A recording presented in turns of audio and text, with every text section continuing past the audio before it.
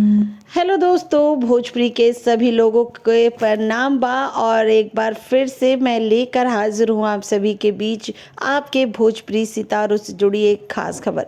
लेकिन इस बार खास खबर जुड़ा हुआ है आपके भोजपुरी के तमाम सितारे, जिनमें पहला नाम आता है दिनेश लाल यादव उर्फ निरहुआ, दूसरा नाम है आम्रपाली दुबे, तो वहीं तीसरा नाम है मनोज तिवारी, और साथ ही साथ यहाँ पर नाम जुटा है रितेश पांडे का। जी हाँ, ये चारों ही सितारे हाल ही में पहुंचे प्रयागराज और वहां पर इन्होंने किया काफ़ी स्पेशल स्टेज शो।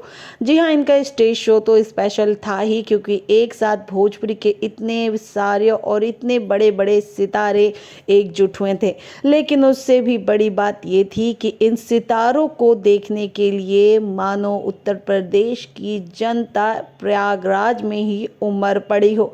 जी हाँ दोस्तों, वहाँ पर मानो जनता का सैलाब आ गया था और हर किसी ने इन सभी सितारों का दिल खोलकर स्वागत किया और उनके स्टेज शो को काफ़ी भव्य बनाया।